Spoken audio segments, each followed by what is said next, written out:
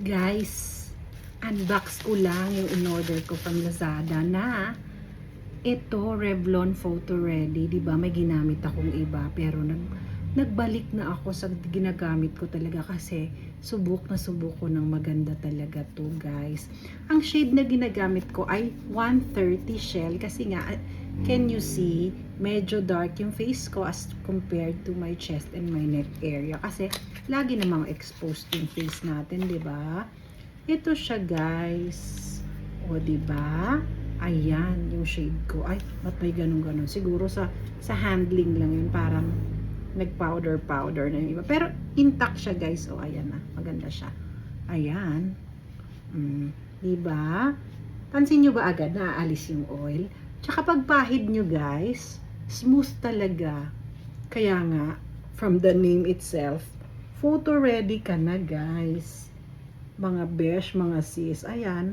Ako kasi talaga, hindi naman ako nag-blush on madalas.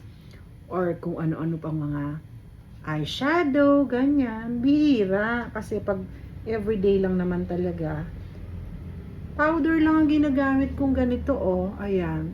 Para medyo makover lang. Medyo maputi ba? Or sa ilaw lang yan. Magsisettle pa naman yan, eh. O, ayan. Gusto mo, lagyan mo na rin ng konti yung neck area mo. Ganyan. Mainit kasi yung ilaw, eh. Hindi ko alam if it's pantay na, ha. Pero nagsisettle pa yan pag ano na. Pag medyo nagtagal-tagal na. Diba? O, ayan. Ganyan lang siya, guys. O, diba? Medyo ano pa siya, medyo maputi pa nga kasi hindi pa masyadong nagsiset. And then, ang favorite na ano ko, na lipstick ko talaga, guys, pansin nyo ba? Medyo nag-ano na nga, bakbak na kasi ang tagal-tagal na nito. This is MAC Toasted Almond yung kanyang shade. I don't know if it's available pa dito sa atin sa MAC Philippines. Pero pag may nakita kayong similar shade, ang ganda nito, guys, natural lang.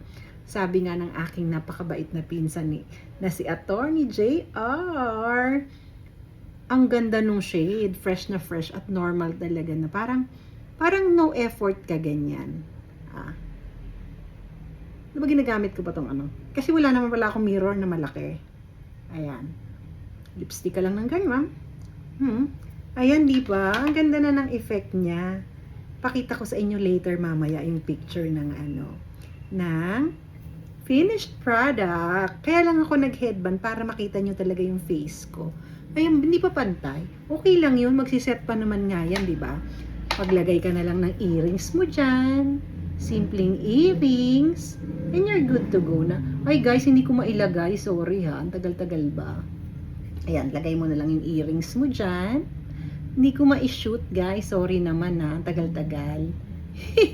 Maliit kasi itong ano nito, eh. Lagay mo na lang yan dyan. Then, kung gusto mo naman, maglagay ka ng necklace mo naman o kahit anong accessories mo, bracelet or even a watch. And then, ganyan mo na lang yung hair mo, guys. Sorry, hindi talaga ako mahilig magsuklay. O, diba?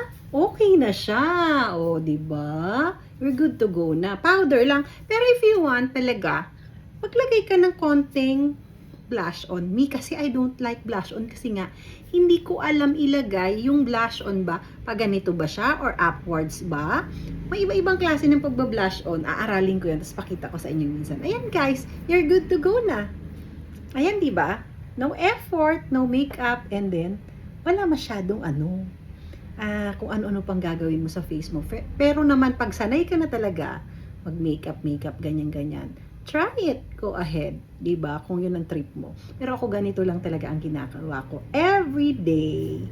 Wala yung clip ko, guys. So, yun lang. Thank you for watching. Mabalos.